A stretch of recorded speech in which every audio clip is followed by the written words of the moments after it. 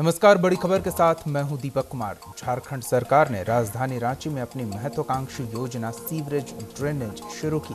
इसे लेकर सरकार ने खूब वाहवाही भी बटोरी। रांची निगम का भी इससे कद बढ़ा, लेकिन पहली बारिश ने ही इसकी पोल खोल दी। रांची की सड़कों पर नाले का पानी जमा है तो कहीं सड़कें कचरे से पटी पड़ी है। कुल मिलाकर रांची नगर निगम फेल साबित हो रहा है।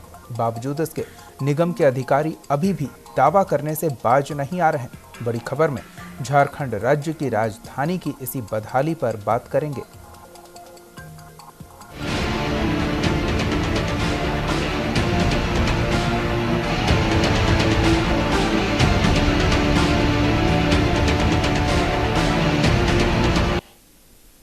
जनता परेशान और निगम मालामाल, कुछ यही हाल है झारखंड की राजधानी का। मानसून की पहली फुहार ने ही रांची के हालातों को बदहाल कर दिया है। विपक्ष इसके लिए निगम और सरकार को जिम्मेवार ठहरा रहा है, तो वहीं निगम अपनी पुख्ता तैयारी का दावा कर रहा है।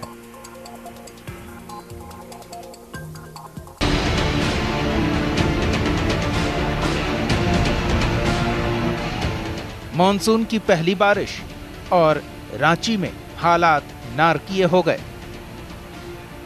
स्मार्ट सिटी में शुमार होने को लेकर निगम के दावों के गुब्बारों की हवा निकल चुकी है, लेकिन अब राजधानी में रहना भी मुहाल हो गया है।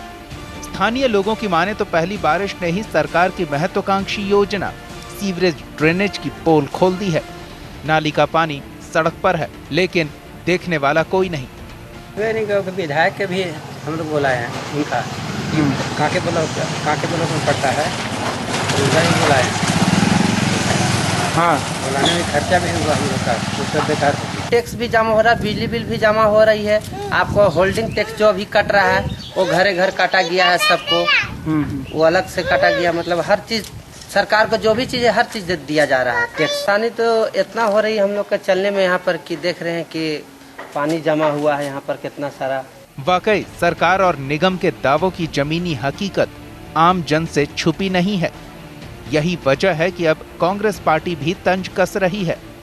सरकार के और नगर निगम के दावे की पोल खुल गई। अभी पूरी तरह वर्षा शुरू भी नहीं हुई है, एक आध फुहारा सिर्फ वर्षा है और लोगों के घर में पानी घुसना शुरू हो गया है। सीवरेज ड्रेनेज के मामले में जिस तरह नगर निगम और सरकार ने लूट मचाया, तो सड़क का पानी नाली में नहीं जा रही है, लेकिन नाली के पानी सड़क पर बह रहे हैं। कूड़ा करकट पूरा रोड पे आ गया है, बदबू से पूरी जनता परेशान है। जनता की ओर से आईना दिखाने और विपक्ष के तंज कसने के बाद सत्ताधारी दल बीजेपी ने भी माना कि हालात संतोषजनक नहीं है।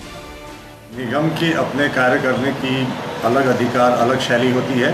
सरकार के अपने कार्य करने की अलग शैली होती है।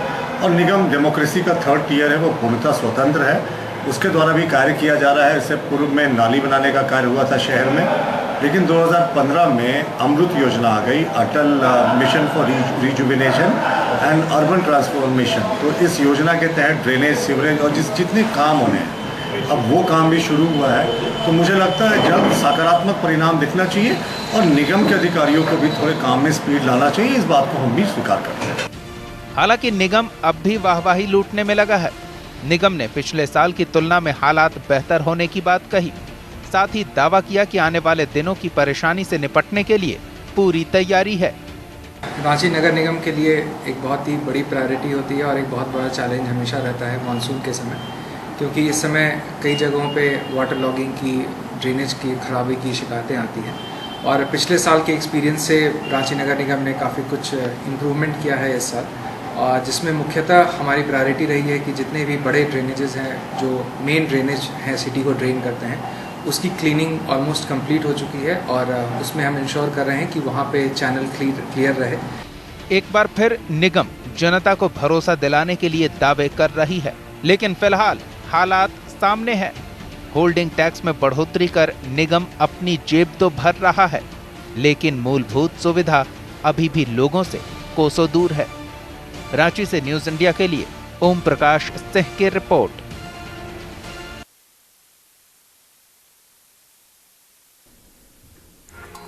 तो निगम के दावों की हवा निकल चुकी है, लापरवाही दिख रही है, तमाम योजनाएं बेकार साबित हो रही हैं। भले ही विशेष तैयारियां की गई हो मानसून को लेकर, लेकिन उन तैयारियों का कोई परिणाम नहीं निकल रहा। हमारे संवाददाता ओम प्रकाश हमारे साथ फोन लाइन पे जुड़े हुए हैं। ओम प्रकाश, मानसून की पहली फुहार और निगम के तमाम दावे फुस हो गए। जी, कहीं ना कहीं कहा जाए तो निगम की जो दावे हैं उसकी कलई खुल गई है। निगम अपने तरफ से लाख दावे कर ले, लेकिन जो सड़कों की हाल है, जो नालियों की स्थिति है, जो बारिश की पहली फुहार के बाद ही अपने शबाब पर दिख रही हैं और हल्की ही बारिश के बाद नालियों का पानी जो है वो सड़कों पर आने दिखा है। ये तो बस एक वानगी भर है जो कि अभी बारिश नहीं हुई, लेकिन आने वाले दिनों में अगर बारिश होती है और अच्छी बारिश होती है तो ये कहना भी गलत नहीं होगा कि लोगों के घरों में पानी अपनी दस्तक दे दे, लोगों के घरों में जो नालियों का पानी है वो भी घुस जाए। ये इसको कहने से कोई गुरेज नहीं करना कह सकता है। लोग जो है वो काफी त्रस्त हैं। उनका साफ तौर से कहना है कि निगम अपनी तरफ से तो पूरी योजनाओं के लिए हमसे मोटी राशि वसूल रहा है, लेकिन वहीं सुविधा के नाम पर कुछ नहीं दे रहा है।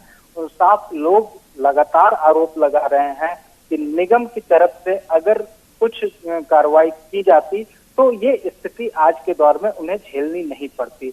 और साफ तौर से जैसा कि हमारे स्क्रीन पर भी दिख रहा होगा कि किस तरह से सड़कों पर नालियों का पानी बह रहा है, लोग उससे आने जाने के लिए परेशान हैं। छोटे बच्चे भी उसे पार करते वक्त थोड़े सहमे दिखाई देते हैं। लोगों का कहना है, वहाँ के लोगों को, जो स्थानीय लोग हैं, उनका साफ तौर से कहना है कि बच्चे जो आते हैं आए दिन यहाँ पर कितने ही बच्चों के हादसे हो चुके हैं, उन्हें चोट लगी है। लेकिन अगर इसके उन्होंने इसके लिए कांके के विधायक को भी अपनी तरफ से एक ज्ञापन दिया। विधायक महोदय के आश्वासन के बाद भी वो सड़क और नाली की स्थिति जस की तस बनी हुई है।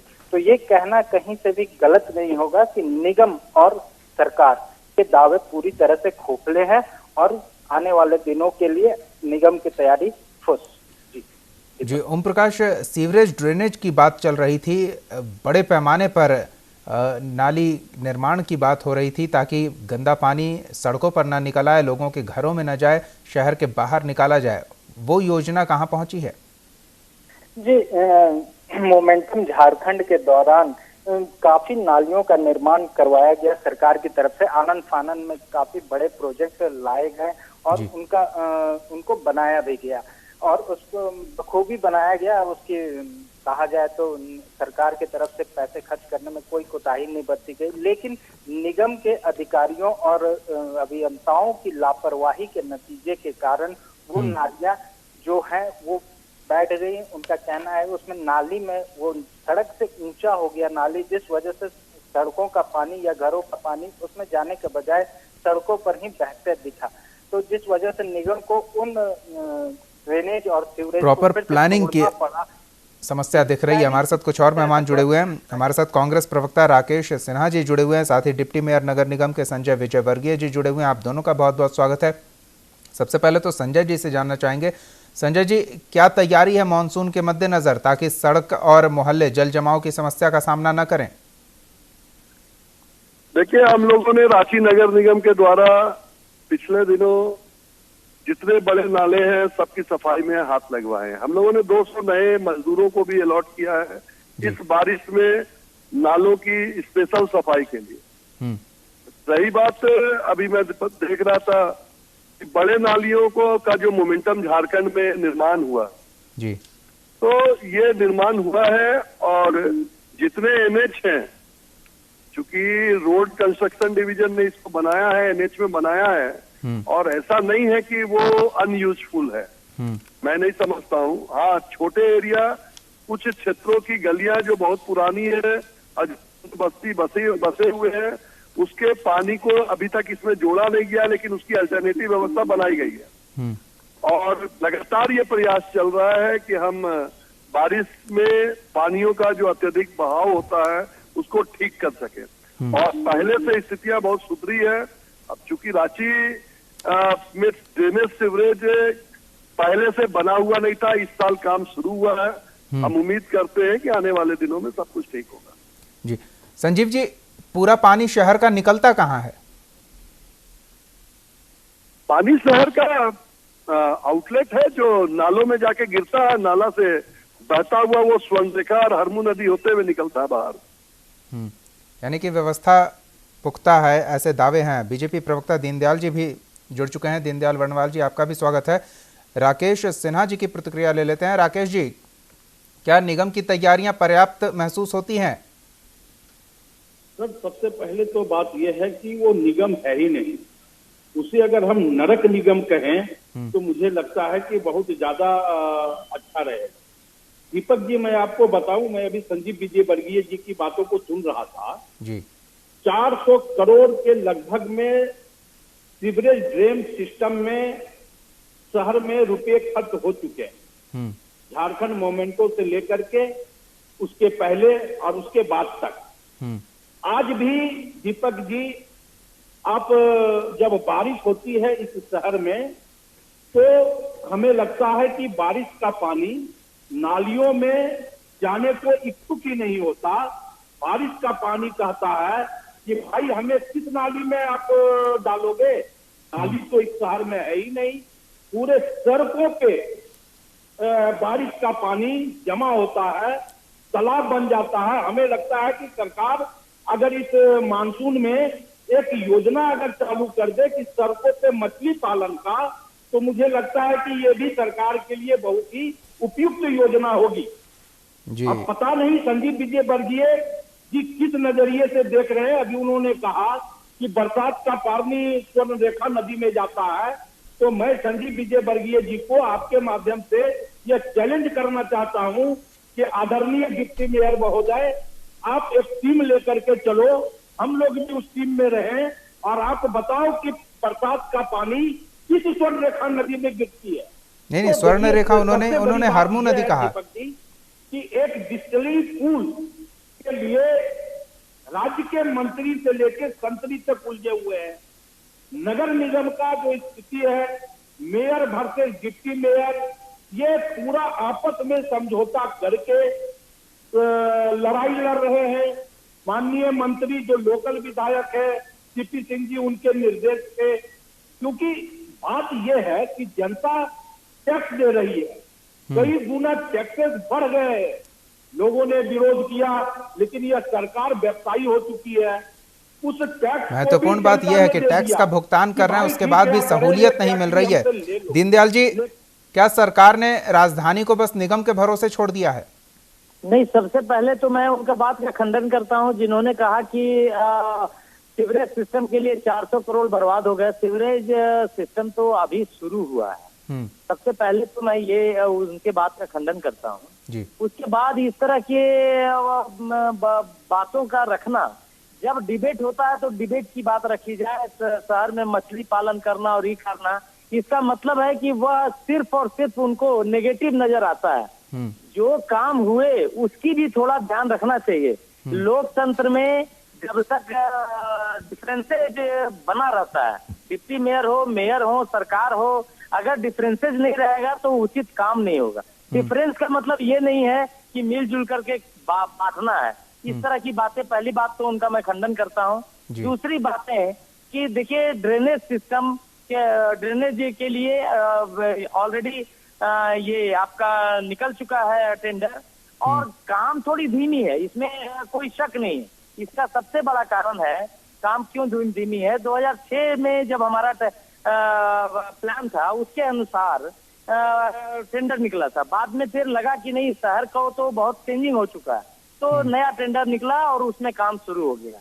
और सबसे बड़ी बात है कि अभी जितना भी टेंडर में काम हो रहा है, सबसे पहले उसमें निर्देश गया हुआ है निगम के तरफ से, सरकार का भी निर्देश है कि सबसे पहले जो नाली खुली हुई हो, जो नाली में साफ सफाई की जरूरत है, जो नाली, पहले उसका काम कंप्लीट कीजिए, तभी आप ड्रेनेज सिस्टम के लिए कोड़िएगा। और जब भी आप शहर में कोड़ेंगे, मतलब ड्रेनेज सिस्टम के लिए पाइपलाइन जैसे ही डालेंगे, उसके पहले उसकी मरम्मत करेंगे।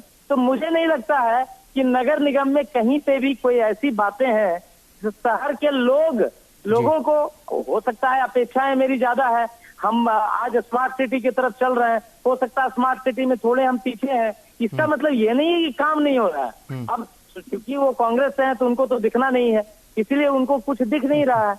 लेकिन मुझे जैसा दीनदयाल जी, इस मानसून लोगों को और समस्या होगी ही होगी, भले आगे कुछ बेहतर स्थिति। देखिए जहाँ पे आप एक चीज मान लीजिए दीपक जी कि जहाँ पे समस्याएं हैं वहीं पे समाधान है, और समस्याएं नहीं होगी तो फिर नगर निगम क्या करेगा। तो मेरा वो मुद्दा नहीं है कि समस्याएं नहीं है, समस्याएं समाप्त हो गई, समस्याएं कभी समाप्त नहीं होती है। समस्याएं को समाधान हो रहा है कि नहीं, इस पर ध्यान रखना चाहिए। बिल्कुल, समाधान हो रहा है कि नहीं, इस बात पर ध्यान दिए जाने की जरूरत है। संजीव जी बता रहे हैं कि समाधान हो रहा है, लेकिन समाधान की रफ्तार पर्याप्त नहीं है। संजीव जी, आखिर ऐसा क्यों होता है कि जब मानसून एकदम दस्तक देने को हो तभी नालियों की सफाई याद आती है? नहीं, मैं आपको बताऊं, देखिए मानसून के समय नाली सफाई नहीं, नाली की सफाई रोज होती है।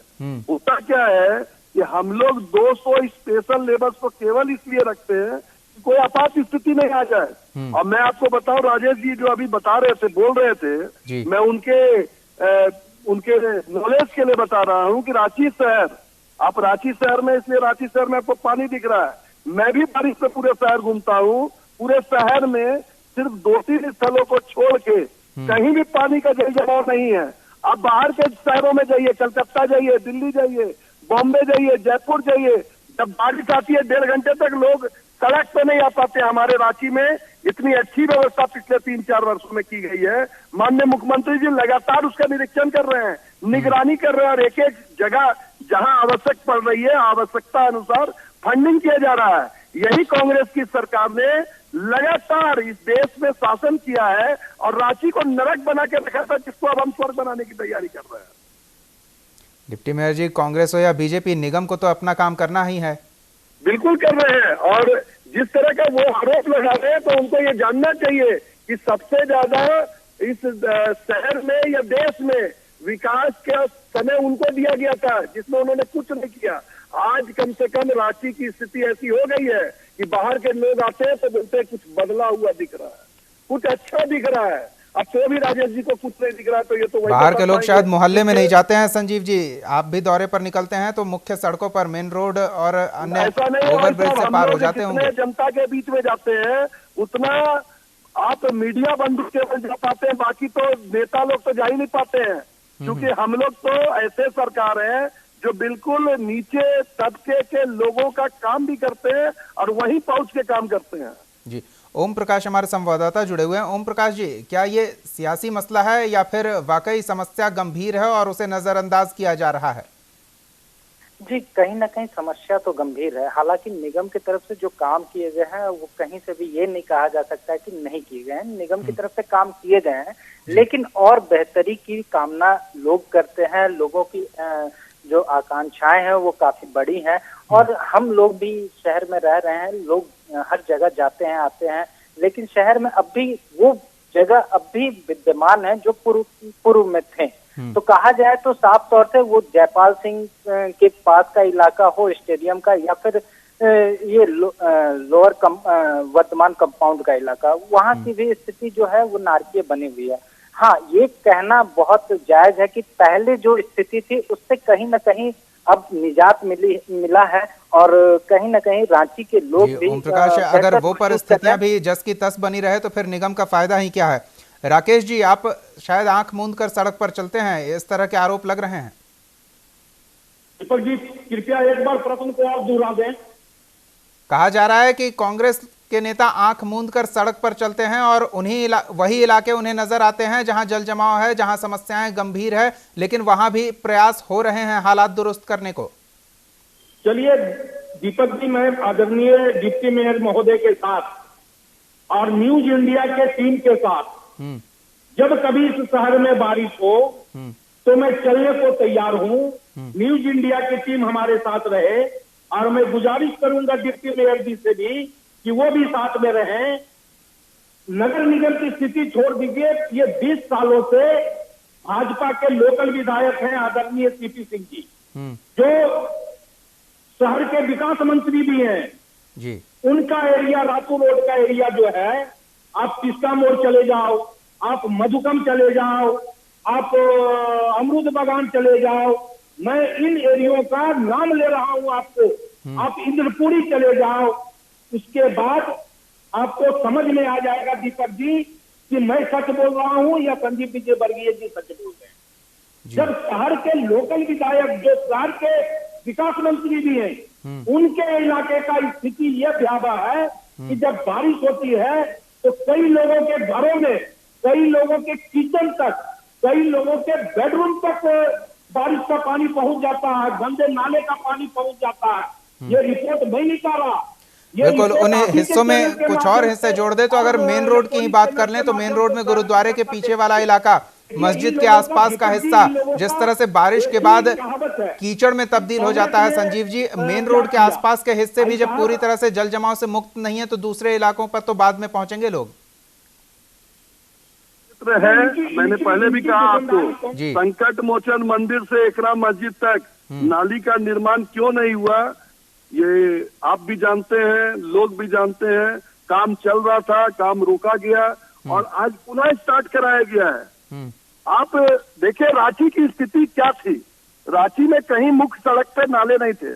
हम लोगों ने पिछले 4 वर्षों में, 3 वर्षों में इसे बनाने का काम किया है। आप एक साथ रिवॉल्यूशन नहीं देख सकते, लेकिन जिस तरह से काम चल रहा है, अभी भाई साहब ने रातू रोड के कुछ क्षेत्रों का नाम लिया, उनके जानकारी के लिए सीवरेज एंड ड्रेनेज का काम उसी क्षेत्र से शुरू हुआ। अब काम जब चलेगा तो कहीं ना कहीं पहले विनाश दिखती है, लेकिन जब वो अच्छा हो जाएगा तो हम उसको दर्शनीय स्थल तक देख पाएंगे। संजीव जी, तो इतनी देर से काम क्यों शुरू हुआ? क्या फंडिंग में समस्या आई? पहले तो इसको परमिशन ही नहीं मिला था। मुझे लगता है कि 1.5 साल पूरे पहले तो इसे परमिशन मिला इस प्रोजेक्ट को। अब पहले की सरकारों ने काम कहाँ किया? केंद्र में जाके हमारी योजना फंसी हुई थी 5 साल। अभी की सरकार ने भी जो काम किया है उसका फायदा नहीं दिख रहा है। माननीय नरेंद्र मोदी जी की सरकार आई तब ये पैसा अलॉट हुआ, तब हम लोगों ने ये काम स्टार्ट किया। यानी कि राज्य सरकार की भूमिका नगण्य है। क्या राज्य सरकार की भूमिका नगण्य मान रहे हैं आप? केंद्रीय योजनाओं से काम चल रहा है। वो मैंने बोल रहा हूँ, सीवरेज एंड ड्रेनेज केंद्रीय योजना है, तो माननीय मुख्यमंत्री जी का बहुत बड़ा योगदान है कि वो दिल्ली में बैठ के इस योजना को स्वीकृत कराए हैं और उसके बाद हम लोगों ने रांची में ये काम शुरू किया है। जी दीनदयाल जी, क्या लोगों से माफी मांगनी पड़ेगी सरकार को कि एक बार और थोड़ी समस्या का सामना कर लें, अगली बार से ये समस्याएं नहीं होंगी? ये बता रहा हूँ कि माननीय मुख्यमंत्री श्री रघुवर दास जी लगातार प्रयास में हैं और लगातार फंडिंग कर भी रहे हैं। जो भी शहर में जो भी जरूरत है उसकी पूरी भरपाई भी कर रहे हैं। और सबसे बड़ी बात है कि देखिए दीपक जी, अचानक जब आपका अपेक्षाएं बढ़ जाती है, देखिए कोई भी अगर एक खराब व्यवस्था से अगर आप आए हैं और आपको अगर व्यवस्था नहीं मिल पाई थी तो थोड़ा समय लगता है और अपेक्षाएं चूंकि बढ़ गई। जैसे ही आप देखे होंगे स्मार्ट सिटी का नाम जैसे ही रांची आया, उसके बाद अचानक लोगों की अपेक्षाएं बहुत ही बढ़ गई और उसके हिसाब से समस्याएं भी वैसे ही बढ़ रही है दीनदयाल जी, तो बढ़नी चाहिए अपेक्षाएं। जी, अपेक्षाएं बढ़नी चाहिए। हम अपेक्षाएं अगर बढ़ेगी तभी हम भी सुधरेंगे, लेकिन साथ ही साथ आपके माध्यम से लोगों को भी ये बोलना जरूरी है कि जितने भी नालियां हैं, नालियां में सारे लोग प्लास्टिक फेंक देते हैं, सारे लोग ये कहीं न कहीं देखिए नगर निगम साफ करेगा, उसका साफ करना काम भी है, समय पे साफ करना चाहिए। सरकार भी इस पर पूरी तरह तन्मयता से लगी हुई है, ये हमारा जिम्मेवारी भी है। लेकिन क्या पब्लिक को भी थोड़ी सी अगर ये आगे आके साथ दे तो मुझे लगता है रांची शहर आने वाले कल में, आप देखिए मैं आपको एक समय दे रहा हूँ, 2018 आते 2018 खत्म होते होते यही रांची आप एक बोलेंगे ये भुवनेश्वर और सूरत से बेहतर प्लेस है, लेकिन इसमें थोड़ी दूर क्यों जाए, जमशेदपुर की भी स्थिति बेहतर है। हाँ, इसीलिए मैं बोल रहा हूँ। संजीव जी से चलते चलते एक संक्षेप में प्रतिक्रिया जरूर चाहेंगे। संजीव जी, क्या जो शहर में तालाब है, जो बड़े बड़े नहर हैं, उनका भर जाना और उनका साफ न होना इस बरसात के मौसम में बड़ी समस्या उत्पन्न कर रहा है? क्योंकि बरसात के समय जल निकासी को लेकर वो भी एक महत्वपूर्ण भूमिका निभाते हैं। रांची में ये समस्या नहीं है। आप अगर देखेंगे तालाबों को, हम लोगों ने सभी तालाबों में अभी सौंदर्यीकरण की योजना लाई थी और अधिकतर तालाबों में इनिशियल वर्क हो गया और ये बारिश उनके लिए वरदान साबित हो रहा है। वहां हम पानी को रिजर्व कर पा रहे हैं और मैं उम्मीद करता हूं कि इस बारिश के बाद ये छठ का जो सब साल आएगा, ये इस साल का छठ अपने आप में ऐतिहासिक छठ होगा जब रांची नगर निगम राज्य सरकार की मदद से इस शहर को 10 सुंदर तालाब देंगे जिसमें छठ व्रती व्रत करेंगे। सुंदर तालाब के साथ है मोहल्ले भी सुंदर हों, लोग ये उम्मीद रखे हुए हैं। बहरहाल वक्त हमारे पास नहीं है। बहुत बहुत धन्यवाद दीनदयाल वर्णवाल जी, राकेश सिन्हा जी और संजीव विजय वर्गीय जी हमारे साथ जुड़ने के लिए, इस चर्चा में शामिल होने के लिए। ओम प्रकाश आपका भी बहुत बहुत धन्यवाद। बड़ी खबर में फिलहाल इतना ही। आप देखते रहिए न्यूज़ इंडिया।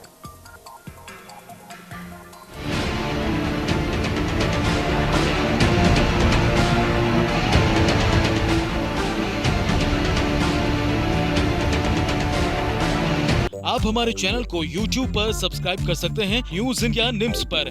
इसके अलावा आप ट्विटर पर भी हमें न्यूज़ इंडिया 17 पर फॉलो कर सकते हैं। फेसबुक पर आप newsindia.nimsUnai पर हमें लाइक कर सकते हैं।